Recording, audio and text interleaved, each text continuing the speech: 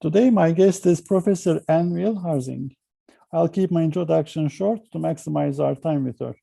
In the next 30 minutes or so, we'll talk about Anne-Wil as a person, Professor Harzing as a thought leader and an esteemed scholar, and finally as a mentor to many PhD students and junior faculty. For the sake of time, I'll skip many of her accomplishments and give you a very quick snapshot. Professor Harzing is an AIB Fellow. She received 44 awards or nominations for Best Paper, Best Dissertation, or Best Reviewer, such as the AMLE Decade Award and JIB Silver Medal in 2019. She was awarded Most Read Article in Management International Review in 2018, first and second most cited article in Cross-Cultural and Strategic Management, and most cited article in International Journal of Cross-Cultural Management since its inception. Recently, for citation and research impact, she was ranked 50th worldwide, 15th outside the US, and 7th in the UK, and 2nd in Netherlands, and in business and management.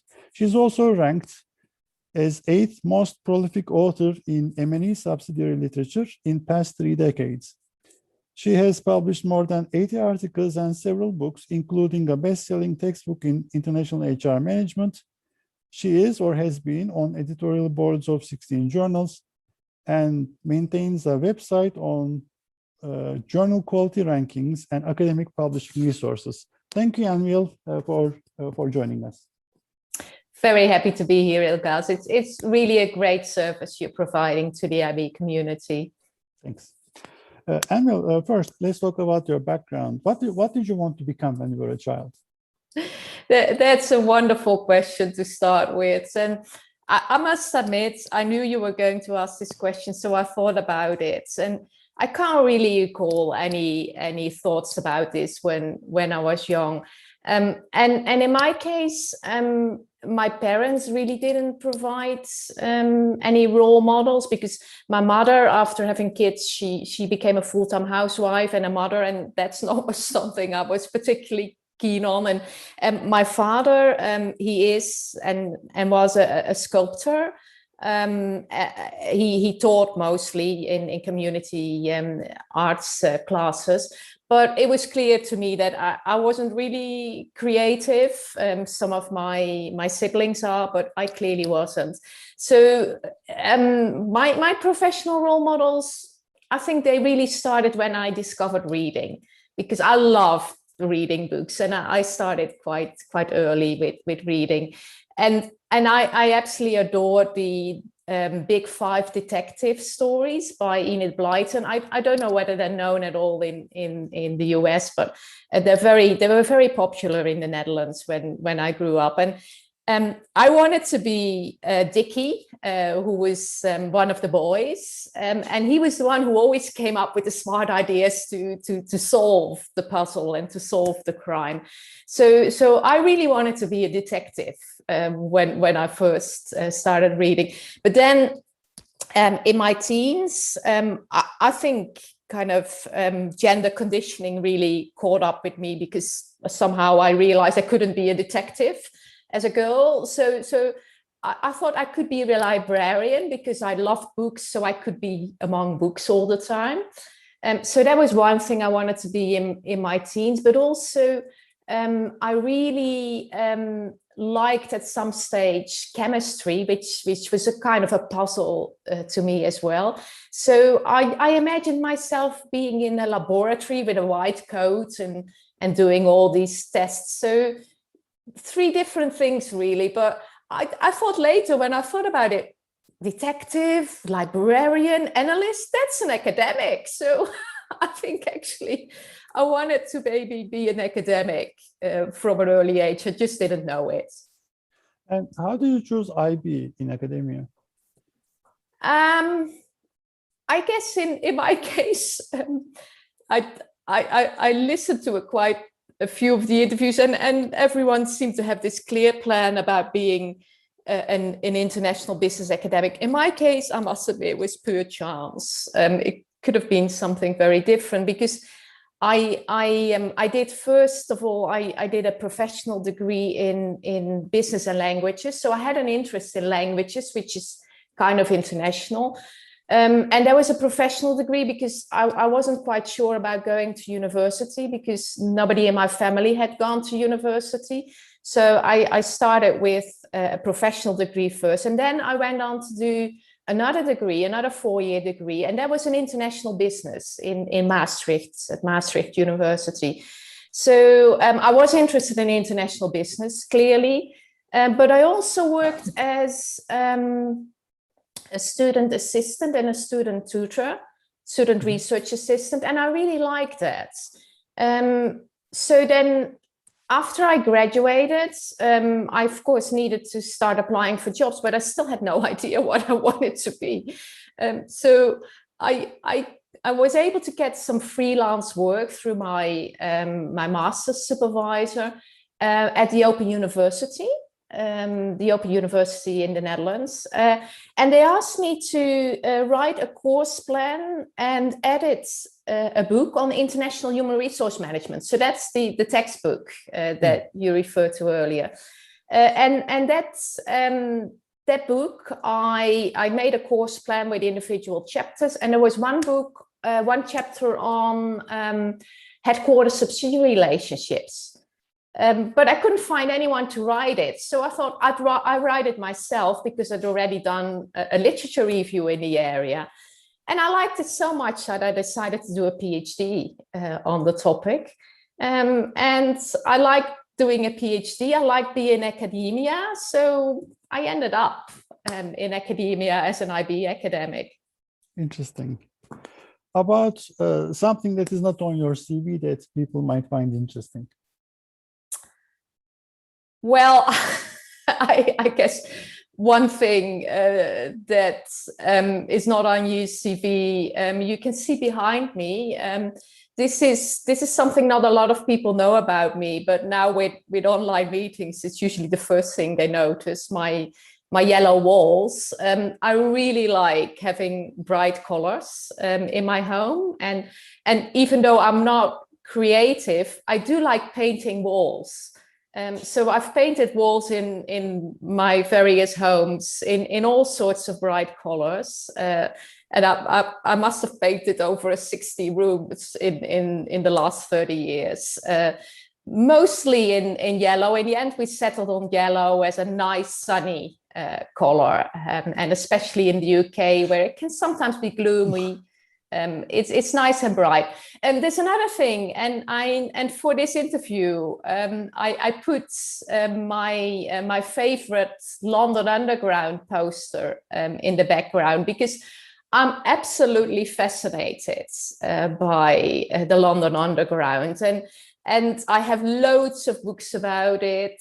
I love visiting underground stations, and I just find this combination of transport and transport history, social history, but also the architecture of the stations, and both inside and outside, and the whole idea of how the underground helped London develop as a city.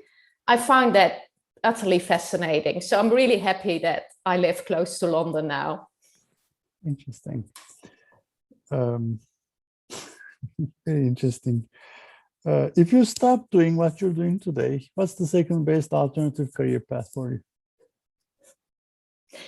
Well, I mentioned earlier that I came into academia almost by accident, but I think it's the best possible career for me. So if I have to think about something else, it would probably still be academia, but a different discipline. I'm really fascinated by history and historical artifacts. So something like paleontology or archaeology are kind of disciplines that I think I would have been quite happy in as well. And if I couldn't be an academic, I would still probably want to be in a university. So then maybe a research librarian, one of my early choices, or maybe working in research management as a professional support person. So I think I've really found my home in academia. Thank you. What are you most proud of?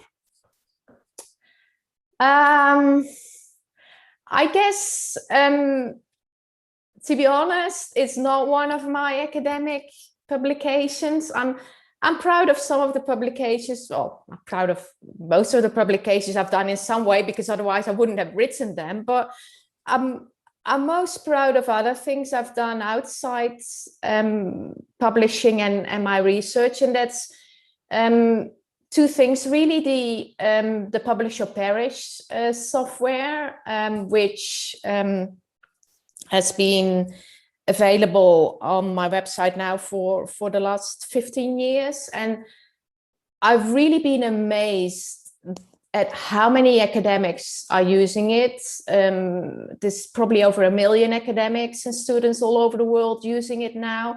And I'm so pleased to see that it started out in Australia, because I lived in Australia at the time, and then of course the US, the UK, Europe. But now there are so many users in countries like Indonesia, Malaysia, India, Brazil, Turkey, even African countries.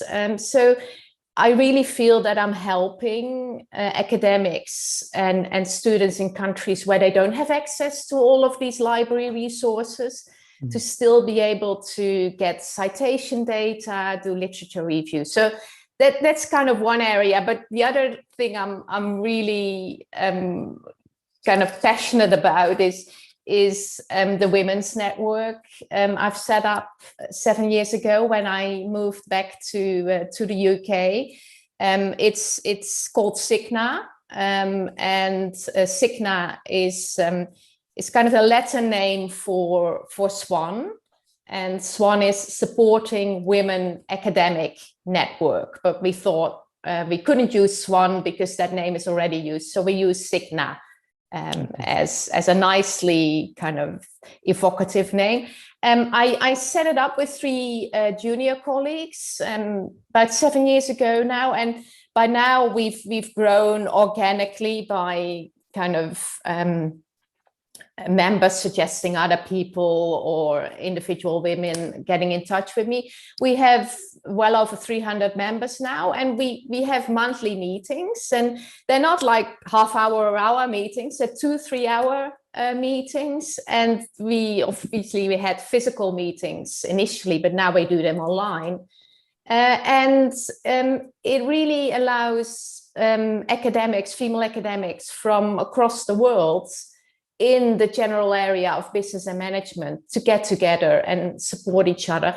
And we have meetings on things like academic career trajectories, but also research skills like working with big data, social network analysis. We do sessions on publishing, in particular journals. We've done sessions on working with professional staff. So anything you can think of, really. And it gives me a lot of satisfaction to see that I can help junior female academics, and it's been a joy to do. Interesting. For the sake of time, I'll switch to the research segment, if that's okay. Imagine you're stranded in a village, in a pub. Locals are curious about you. The question is, how do you explain your research to people who don't read your work regularly? And how do you explain the importance of your research, the impact of it? It's a really good question, and one that we need, even if it's not a neighborhood pub, because if you're talking to anyone who isn't in the field, you need to have a really simple explanation. I find it a little hard though, because my research isn't very focused. I've done lots of different things in my career, so I can't quite summarize it with one sentence saying this is what my research is about. So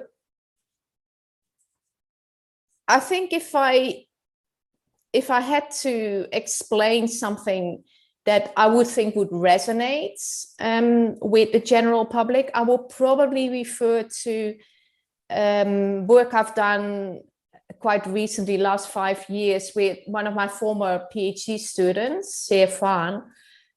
She has looked in her PhD at the challenges that ethnic Chinese who have maybe grown up in the US or in Australia or in the UK or anywhere else outside China, and who are sent back as expatriates by multinational corporations headquartered in Western countries to China, because these multinational corporations think that they will do better than Western expatriates because they know the local culture and they can relate to it. But we find out that this doesn't always work like this, and they often have huge difficulties. So she's looked at how they manage their identity to make sure that they can stay true to themselves, but also benefit from the trust they might get by their ethnic similarity and possibly the knowledge of the local language. But this would still be way too complex. So I would probably summarize it in a way I've done in a 1-minute video I've recently had to do. And it's simply like the way people look from the outside doesn't necessarily reflect how they feel from the inside. So just because someone looks Chinese doesn't mean that they feel Chinese. They might identify with a completely different culture, the culture they've grown up in. And that's true for ethnicity, but it's just as true for age and gender as well. And as human beings, we often try to put people in boxes and classify someone in a particular group simply because of the way they look. But they might actually resist that classification because they might feel very different themselves. And I think this is really important, and it's really obvious, but it's something that people don't always consciously realize. And it's important for nearly everything we do in organizations, because everything depends on productive interactions. And if people feel they can't be themselves in these interactions, they're not going to be productive. I mean, social identity is an old topic, but still not understood really. No. There are so many nuances which actually change the nature of the beast completely. Yes, exactly. About omitted variables in IB research, not omitted, but neglected areas, things that maybe we need to go back and re-immigrate. Yeah. What can we say about that? Well, I guess given that I've just given this example about ethnicity and individual level variables, you won't be surprised to hear that I'm saying, well, anything at the micro level of analysis, the individual level of analysis, because in international business, I hear a lot of people talking about firms do this, firms do that, but firms themselves don't make decisions. It's individuals who make decisions. And I think we've underestimated this in IB, and that there have, of course, been recent movements on micro foundations of strategic decision making and knowledge transfer. But I still get the impression that scholars in these fields haven't fully integrated all the knowledge that's available in the microdisciplinary area. So I think that's really one thing that needs to improve, the integration between different elements in international business, because international business is such a broad field in terms of disciplines, but we still work in silos within international business. I also think that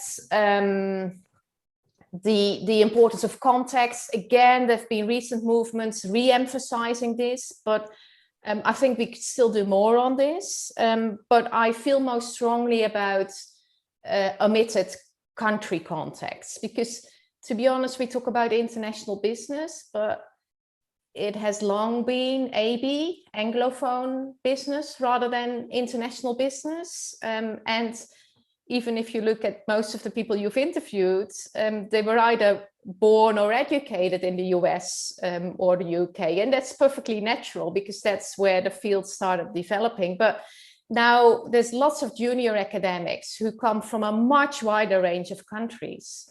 And this is really going to change international business and make it much more global. But at the moment, I think if you talk about countries, there are only 2 countries in the world that you don't have to justify in your methods section if you publish an article, and that's the US and China. For the rest of the world, you still have to explain why you're doing research in those countries. And then, if I may, a third one, and that's methods oriented. I think we could do much more and be much more creative in terms of methods in international business. And when I did my PhD, it was mostly survey research, and qualitative research was interview based. Most recently, the dominant research method seems to be archival data, third-party data. You probably remember a recent piece in JIPS where they actually looked at the methods used in the last 10 years, and it was staggering to see that I think about 2/3 was based on secondary data.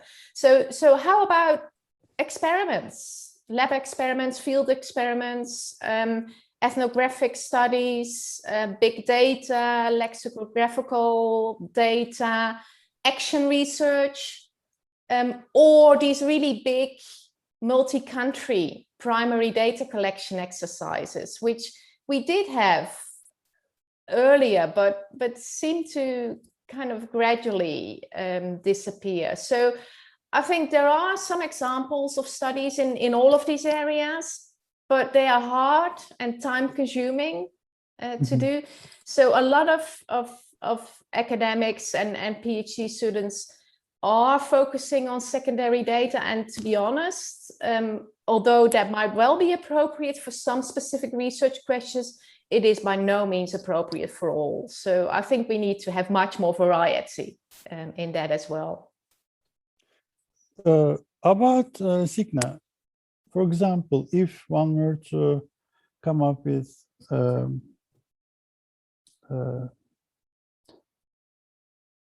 some data collection efforts that involves multiple countries, are you in a position to collect data, produce data? Is this what you guys are doing? We haven't actually done any research together yet, but yes, that's certainly something that we are considering now, to start up a project where we collect data in different countries. But so far, the network has also helped academics to find collaborators in specific countries. So we have a membership spreadsheet where we all list our research interests and the countries we have worked in, so people can get to know each other before they start collaborating. And that's a problem often if you look for people to collect data in particular countries. If you work with people you don't know, it becomes really hard to build up a relationship.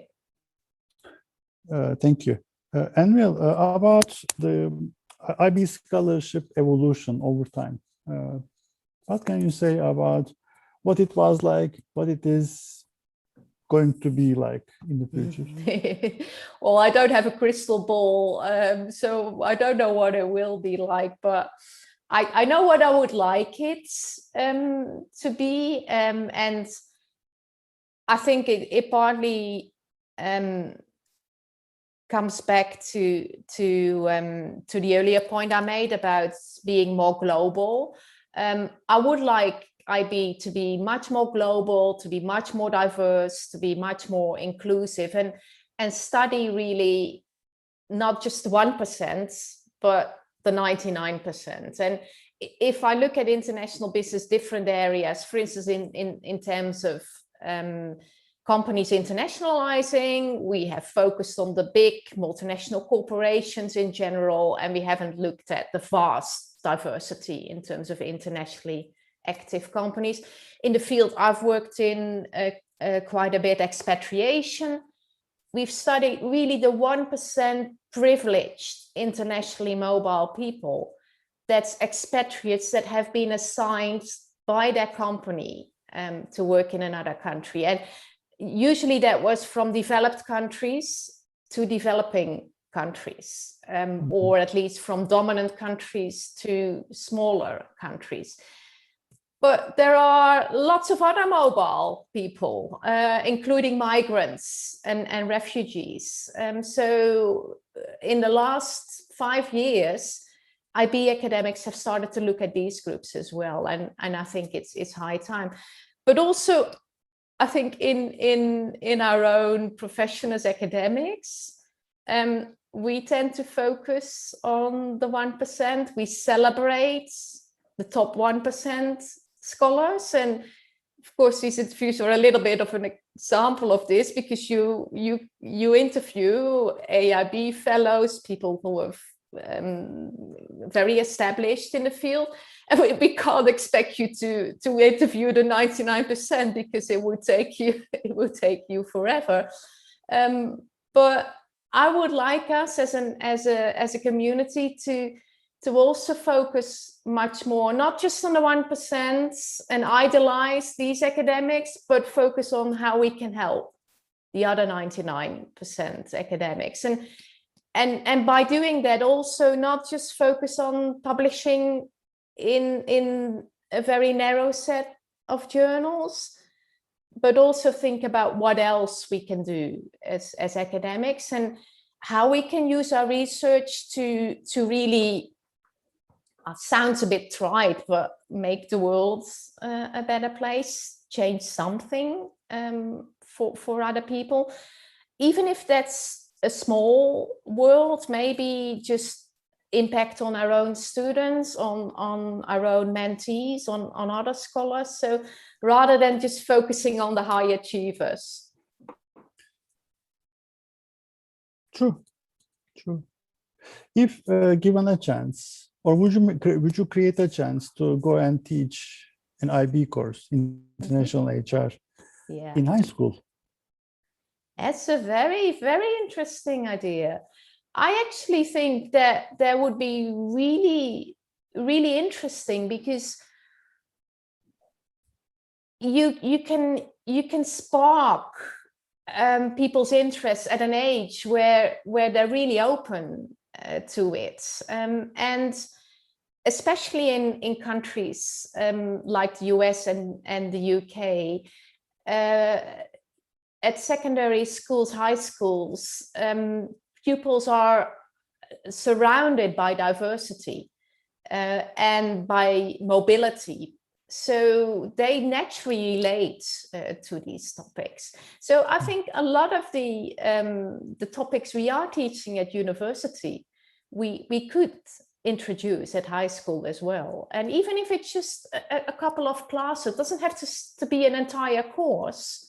And it might make it easier for high school students to decide what to go and study as well, if they get a flavor for different disciplines as well.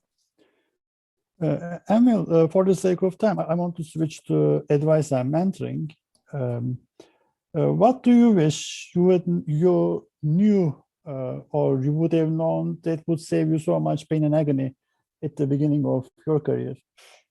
Oh, I think this is something that, if I answer this on a general level, I would say realize that an academic career is all about persistence, is all about resilience, and I think that's something that nearly every senior academic will tell you. It's not necessarily about brilliance, it's about persistence and resilience, because rejections are so common. You need to be able to persist and move on.